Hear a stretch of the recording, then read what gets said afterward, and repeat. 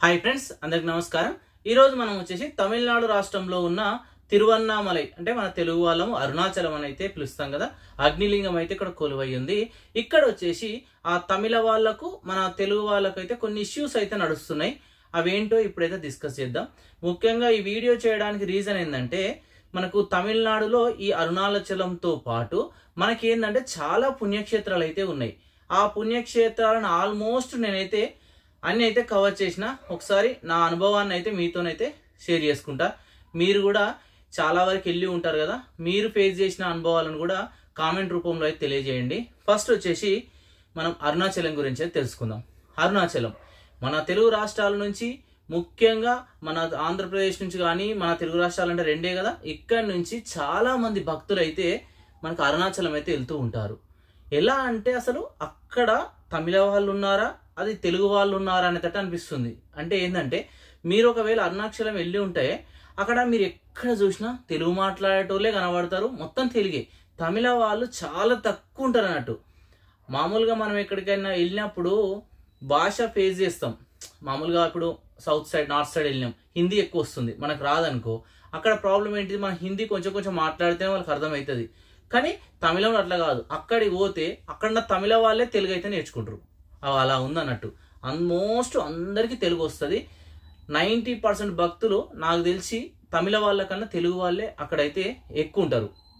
మెయిన్గా అరుణాచలం. మన చాగంటి గారు కూడా అరుణాచలం క్షేత్రం గురించి ఎంతో గొప్పగా వివరణ ఇచ్చిర్రో, అప్పటి నుంచి వచ్చి ఇంకా భక్తులు అయితే మనకు అక్కడ ఎక్కువ చేరడం అయితే జరిగింది. ముఖ్యంగా అరుణాచలం అంటే ఏంటి, మొత్తం గిరి ప్రదక్షిణ 14 కిలోమీటర్ ఉంటుంది.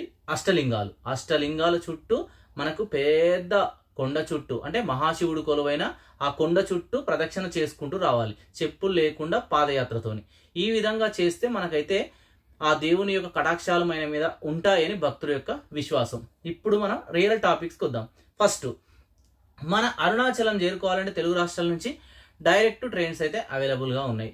లేదు, చాలా మంది ఏం చేస్తారంటే తిరుపతి వెళ్తూ ఉంటారు కదా, తిరుపతి వెంకన్న స్వామిని దర్శనం చేసుకున్నాక అక్కడి నుంచి మీకు అరుణాచలం అయితే వచ్చేస్తారు.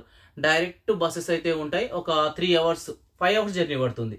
235 రూపీస్ ఛార్జ్ ఉంటుంది. ఒక 100-120 కిలోమీటర్స్ జర్నీ ఉంటుంది. మన ఫుల్ వీడియోస్ కూడా నేనైతే క్లియర్గా చేసిన, అవన్నీ ఛానల్లో ఉన్నాయి. ఒకవేళ మీకు ఎలా వెళ్ళాలనుకుంటే ఆ ఛానల్లో అయితే చూడండి, డిస్క్రిప్షన్లో లింక్ అయితే ఇస్తాను. అయితే ఫస్ట్ ట్రైన్లో మీరు అరుణాచలం చేరుకున్నాక, ఫర్ ఎగ్జాంపుల్ మీరు బస్ స్టాప్ దగ్గర ఉన్నారు. బస్ స్టాప్ నుంచి టెంపుల్ వచ్చేసి మీకు 2 కిలోమీటర్స్ ఉంటుంది. చాలా మంది వాకబుల్ డిస్టెన్స్లో వెళ్తారు.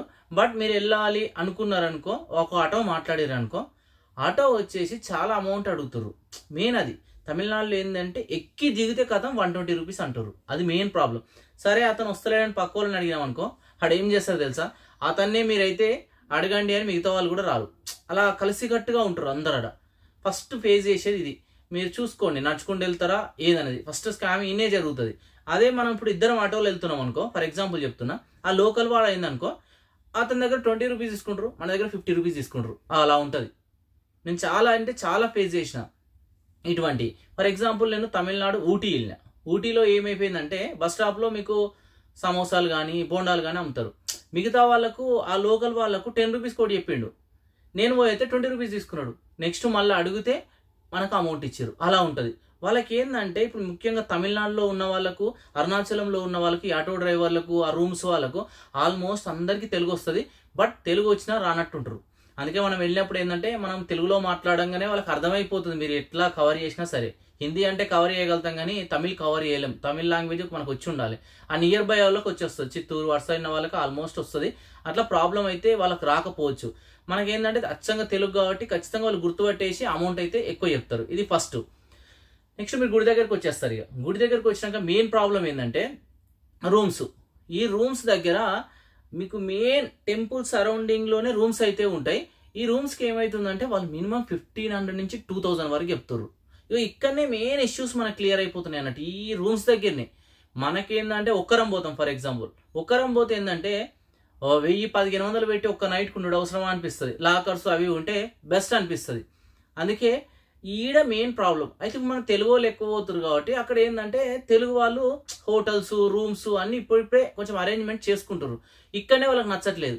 మనం తెలుగు భక్తులు వెళ్తున్నాము, వాళ్ళకి యాక్సెప్ట్, వాళ్ళకి జీవనోపాధి వస్తుంది, అదే యాక్సెప్ట్. కానీ అక్కడ పోయి మన సొంతంగా ఇండ్లు కట్టుకొని ఉండడం కానీ, హోటల్స్ ఇవన్నీ చేయడం కానీ వాళ్ళకి నచ్చట్లేదు. ఇన్ని వస్తుంది ఇష్యూ మెయిన్. అదే ఇష్యూ మనం ఆల్మోస్ట్ కాశీ సైడ్ వెళ్తాము, ఇంకా ఎన్నో పుణ్యక్షేత్రాలు వెళ్తాం, ఎక్కడ వెళ్ళినా తెలుగు వాళ్ళు ఉంటారు, తెలుగు హోటల్స్ ఉంటుంది, అక్కడ ఎక్కడైతే ప్రాబ్లం రావట్లేదు. బట్ అరుణాచలంలో మాత్రమే ఈ ప్రాబ్లం అయితే వస్తుంది. చూడండి, మన తెలుగు వాళ్ళు మన హోటల్లో ఉన్నారనుకో, మాక్సిమం 500 నుంచి 1000 రూపీస్లో మనకు వచ్చేస్తుంది. ఒక నలుగురికి ఇచ్చేవన్నా వాళ్ళు ఇచ్చేస్తారు. మనకు కూడా చాలా సేఫ్ అనిపిస్తుంది. సేఫ్ ఎందుకు అంటున్నా అంటే, రీసెంట్గా చూడండి, గిరి ప్రదక్షిణ చేస్తుంటే మన భువనగిరి దగ్గరలో ఉన్న ఒక అతన్ని అయితే దొంగలు అటాక్ చేసి చంపేయడం కూడా జరిగింది. మనం రీసెంట్గా చూసినాం. అలా అంత జరుగుతుందా అంటే జరగదు. ఇంతవరకు అయితే ఇలా అయితే ఇక్కడ జరగలేదు. బట్ బ్యాడ్ ఇన్సిడెంట్ అది ఎక్కడైనా జరుగుతూనే ఉంటుంది. మెయిన్ ఇష్యూస్ మాత్రం రూమ్స్ దగ్గరనే చాలా ఇష్యూ అయితే అయిపోతుంది.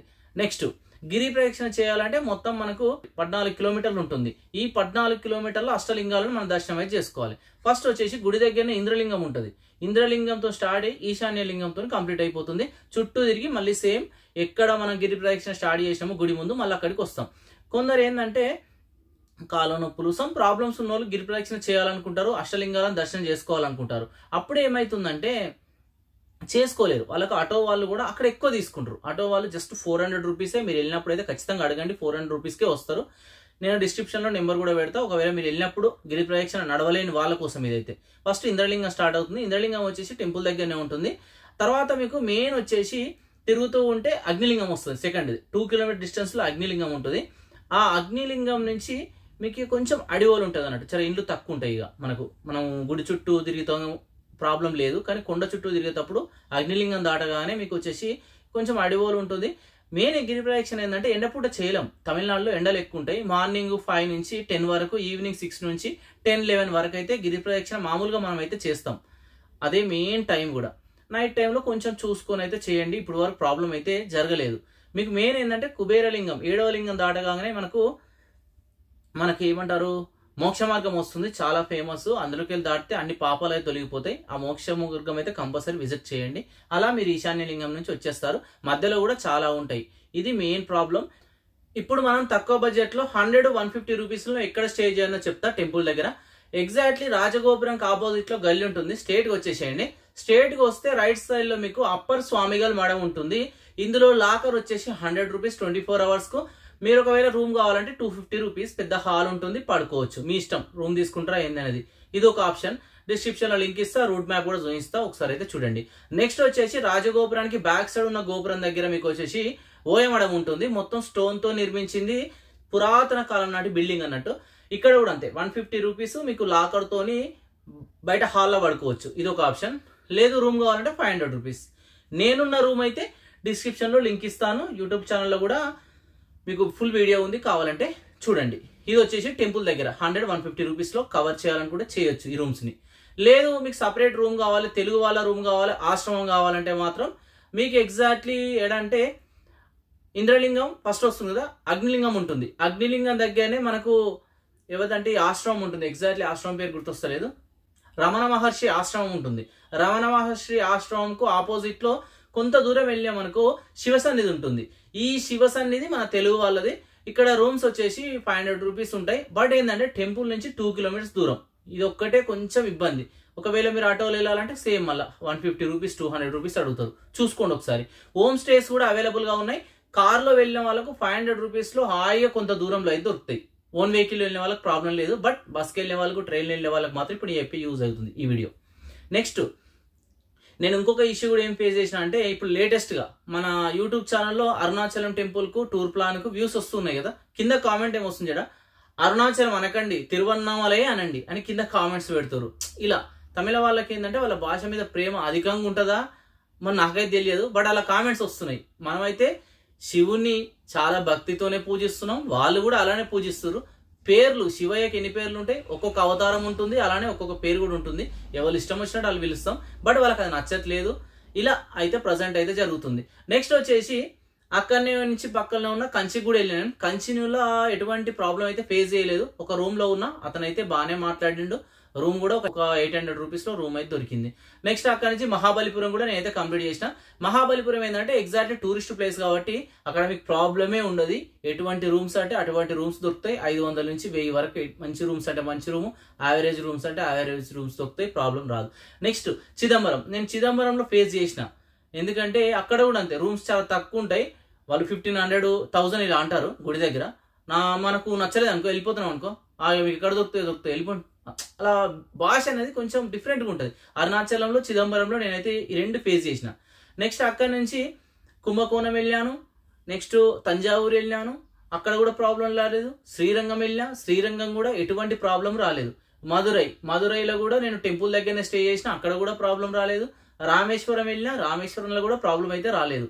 కొంచెం అలా అనిపించింది కానీ అంతా రాలేదు. మళ్ళీ నెక్స్ట్ వచ్చేసి కన్యాకుమారి వెళ్ళినా, కన్యాకుమారిలో కూడా చాలా బాగా మాట్లాడారు తమిళ వాళ్ళు, అక్కడ కూడా ఎటువంటి ప్రాబ్లం అయితే రాలేదు. నెక్స్ట్ అక్కడి నుంచి నేను కొడైకెనాల్ వెళ్ళినా, అక్కడ కూడా ఎటువంటి ప్రాబ్లం రాలేదు.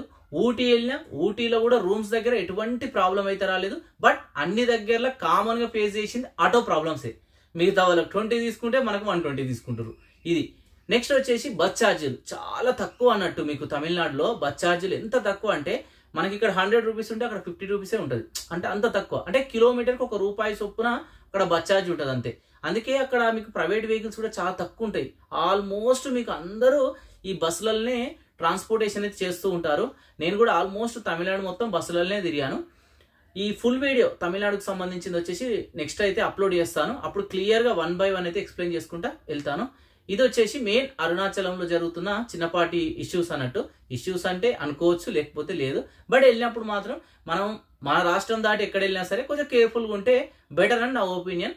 నేను అరుణాచలం తమిళనాడులో ఫేస్ చేసినవి మాత్రం నాకు దోచినవి మీకైతే ఎక్స్ప్లెయిన్ చేశాను. మీరు ఎటువంటి అక్కడ ఫేస్ చేసిరో కామెంట్ రూపంలో తెలియజేయండి. మన తెలుగు వాళ్ళు, మిగతా వాళ్ళు అయితే తెలుసుకుంటారు. Thank you.